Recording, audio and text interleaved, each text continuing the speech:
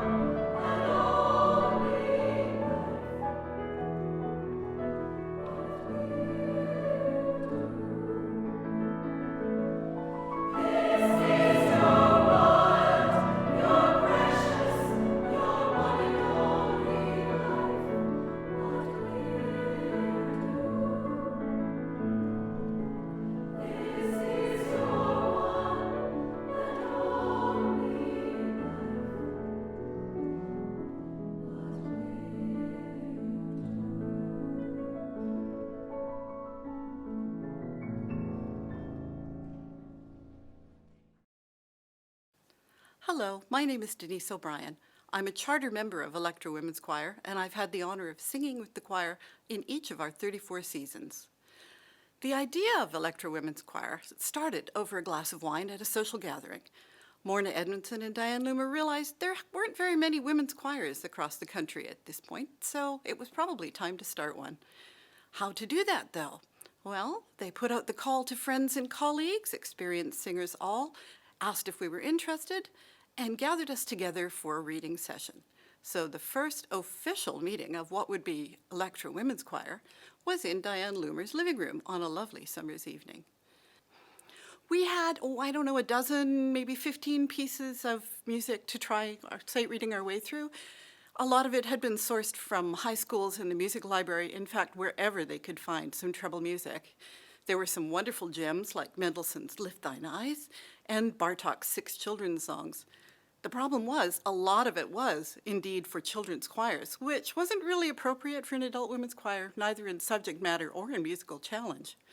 So they sent the word out to local composers and arrangers, and we've got some wonderful things back from them. But one of the best was from one of our own, Ramona, also a charter member of the choir. She wrote the beautiful Salve, Regina, and I think she intended it more as a gift for the choir, but Morna and Diane were always champions of Canadian choral music, and so the decision was made this had to be a commission. To make it an official commission, a fee had to be paid, and the fee agreed upon was $1. The choir loved this piece for 2 reasons. One, because it was written just for us, and because Ramona was one of our own, we put our hearts into it.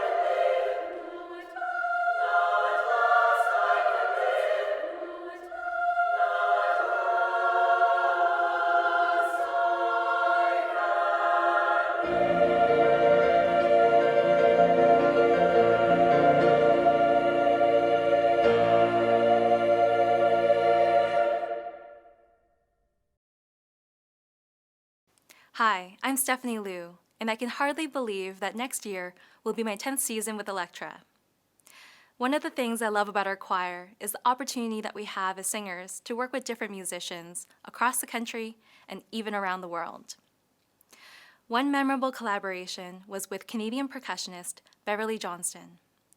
Beverly joined us in 2015 for our Impulse concert, which included a world premiere of a new suite by Timothy Corlis, Heart Songs of the White Wampum, with poetry by Mohawk poet E. Pauline Johnson. In the live video you'll see next, we're performing the fourth and final movement of the suite, The Bird's Lullaby. The lyrics are from the perspective of the birds who have sung in the trees all day long, and they now ask the cedars to sing for them, to echo the anthems we warbled to you. The song goes on to describe the cedars' motion in the wind, swaying so slowly as they lull the birds to sleep. If you look closely, you might catch some choristers swaying just like those cedars. We just couldn't help it. Next, we'll wake you right back up with the Swingle singers' It Was a Lover and His Lass. Back in 2013, we invited Norwegian conductor Maria Gamborg Helbekmo to guest conduct Elektra in our spring concert, aptly titled Norwegian Spring. This concert consisted of Canadian, Scandinavian, and other international repertoire. We look forward to a day where we can forge new friendships and musical connections. But for now, we'll enjoy these fond memories, and we hope you enjoy them too.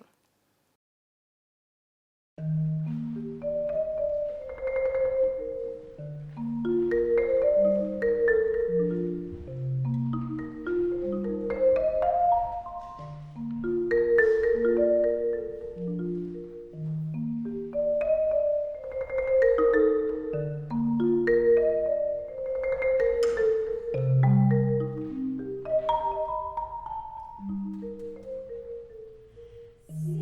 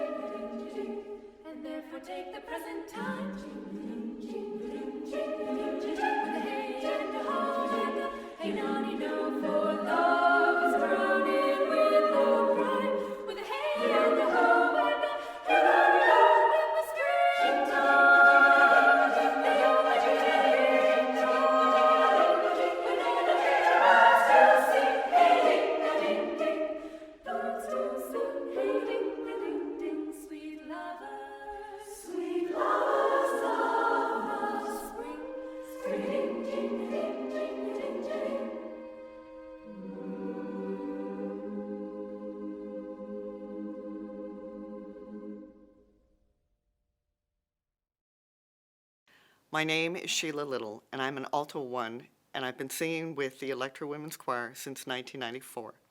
I remember being so excited when we were preparing to go to the World Choral Symposium in 1996 in Sydney, Australia.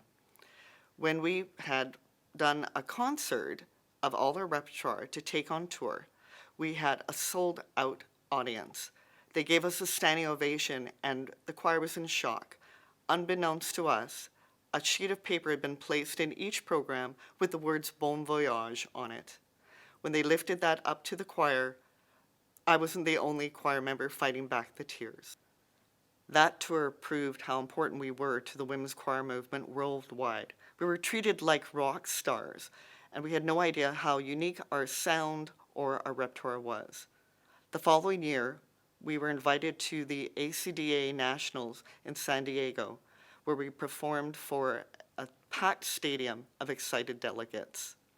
In 2003, we also performed in New York City, not only at Riverside Church, but also on the stage of Carnegie Hall. No matter where the choir has traveled, we've had the opportunity to create beautiful music together and to spend quality time with each other. Elektra has been a blessing in my life and has enriched it beyond imagining and shaped me to be who I am today. I'm Ashley McConnell. I sing soprano 1, and I joined Elektra in September 2011, almost 10 years ago now. Elektra is so mindful about our mission of exploration, always wanting to make sure that we present ourselves as we truly are. When we can't travel as a group, we'll bring people to us so that we can explore music that way. But when we can, we'll go on tour. In the summer of 2018, we had the opportunity to go to Newfoundland. And despite the fact that I had just given birth to my youngest child a month before we were due to leave, I knew this was a trip I had to go on. My mom is a Newfoundlander, and the opportunity to share Elektra with my very large Newfie family was something I could not pass up. While we were there, we performed concerts, but we also took part in an incredible project called Float, where we joined with several choirs from across Canada, spread all through Mount Scio Savory Farm, and sang songs about water from our different provincial perspectives. In participating in these tours and in these projects, Elektra is able to learn so much from these different people and different places that we then bring back with us and tie into what makes us who we are. After we were in Newfoundland, my family and I went to Nova Scotia. My dad is from Cape Breton Island there, and the music of the Maritimes has been an ever-present part of my life. Songs like Song for the Myra by Allister MacGillivray might as well be part of my DNA. I know them so well. Another of my favorites is Away from the Roll of the Sea. I have sung that song to every one of my children as a lullaby, and rocking them to sleep at night, in the middle of the night, singing to them, "Come fair winds to wake them, tomorrow we pray," are some of my most tender and dearest memories of mothering my 4 young children. And now you'll get to hear Elektra perform Diane Loomer's arrangement of Allister MacGillivray's Away from the Roll of the Sea, celebrating its 25th anniversary this year.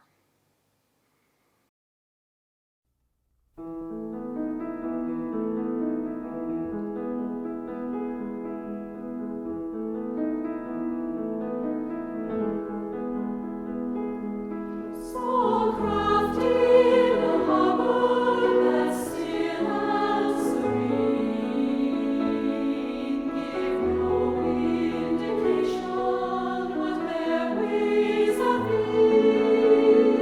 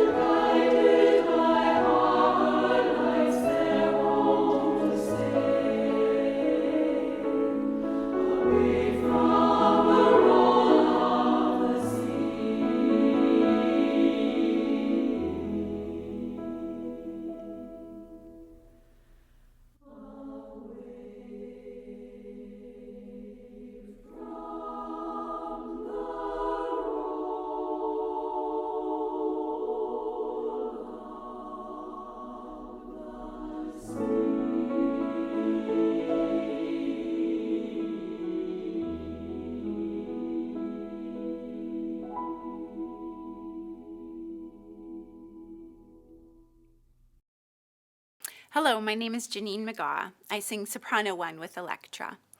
The next piece you'll hear is called Hyems, which means Begone Winter, by Abbie Betinis featuring Lorna McGee on flute.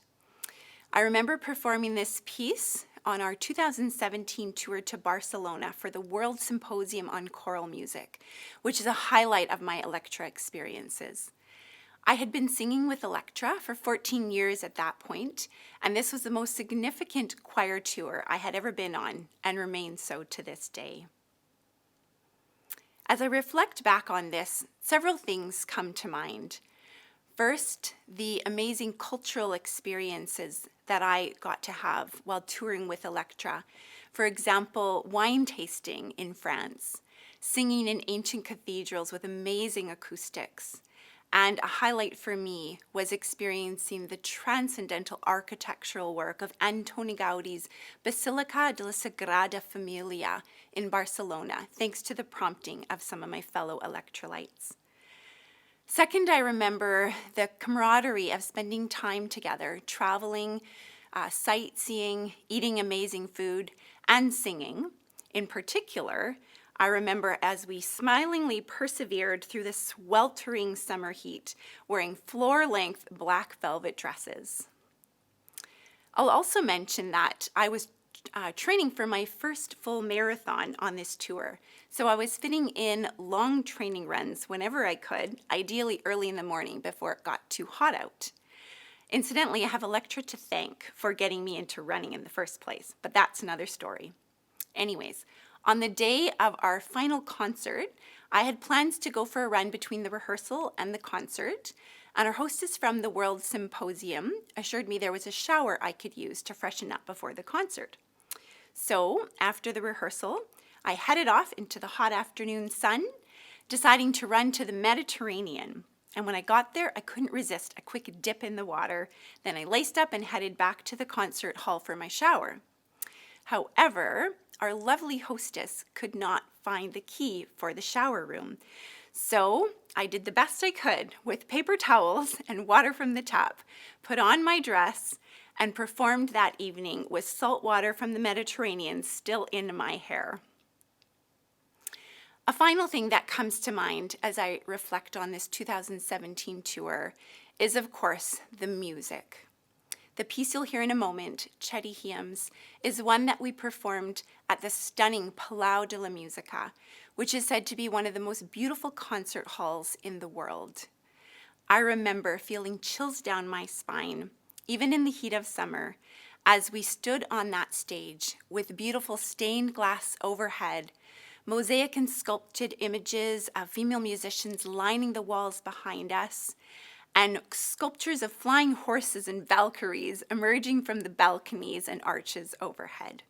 I'm so thankful to Elektra for allowing me these wonderful experiences and memories.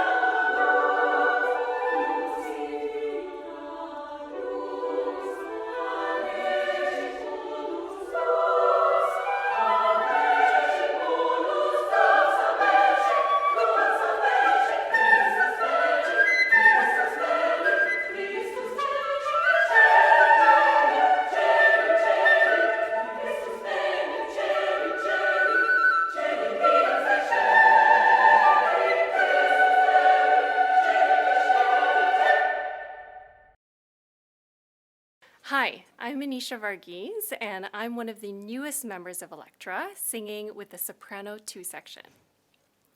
I wanted to join Elektra because I'd been looking for a way to reconnect with my musical and creative side for quite some time. I just never imagined that I'd get a chance to do this during the pandemic, because for so many of us, we've just been gritting our teeth and trying to get through and having to put important parts of our life on hold. So it was to my surprise and delight when I got the chance to audition with Morna in August of 2020. It was a virtual Zoom audition, so I'm guessing that maybe half of my notes got cut out, and I'm guessing that it was the unflattering half because I then got to join the choir the next month, who were hard at work rehearsing a very complex and rich set of pieces. And so given the virtual medium of rehearsals and the complexity of the music, I was thinking, what have I gotten myself into? And my mom and I were joking about my weekly lip sync practice. But now that I have a handful of months in, I have really come to appreciate the opportunity to get my voice moving again and to start to feel music, and even by this point, start to internalize it. Not to mention getting a chance to connect with these incredible and talented women from all sorts of diverse backgrounds. So for my part, I've been really grateful that Elektra has been innovative in creating beautiful music in this pandemic, and that for me is something to celebrate. Hi, my name is Katerina, and this is my first year singing with Elektra Women's Choir. When I'm not singing in the S2 section with Elektra, my day job is actually working as a music composer, and this is actually how I first came to know Elektra, taking part in their choral reading sessions in 2016, shortly after I moved to Vancouver for my master's degree. Since then, I've been quite lucky to work with Elektra on a number of occasions, including, most recently, being one of the 10 Canadian composers involved in the Lost Words project. This special project, originally set to unveil in 2020 but postponed because of the pandemic, brings to life Robert Macfarlane's best-selling book of the same name. Now, set to unveil in March of 2022, this has been one of our main learning goals as choristers for the past season. This has been quite interesting, both as a chorister, getting to learn 20 brand new works online for the first time, as well as a composer who wrote 2 of the works that we're learning, especially considering I wrote these pieces at a time when I had no idea they would be learned in this way, and when I also had no idea that I would be singing them as a chorister of Elektra, which is pretty interesting. But although this is unexpected, it's been an absolute joy for me to get to be on the other side of the process and to get to be part of it at a time when things are so different. Getting to see how we can come together as a choir community and support each other in learning this music and finding creative ways to do this so we can bring together and bring to life something timely and something impactful even when we can't be together in the same room. So although some people might think it's strange to join a choir at a time when we can't even be together in the same room, I think joining in this season has only gone to show me the immense strength and resilience of this choral community, finding ways to reach across the ether and connect its singers, welcoming new singers such as myself, and build community in these strange times. And so, I'm immensely proud and thankful to have found my choir family in Elektra, and I look forward to making even more beautiful music soon. Hi, I'm Grace. Monday evenings, just before 7, I set up my cell phone tripod on the windowsill of our small apartment guest room.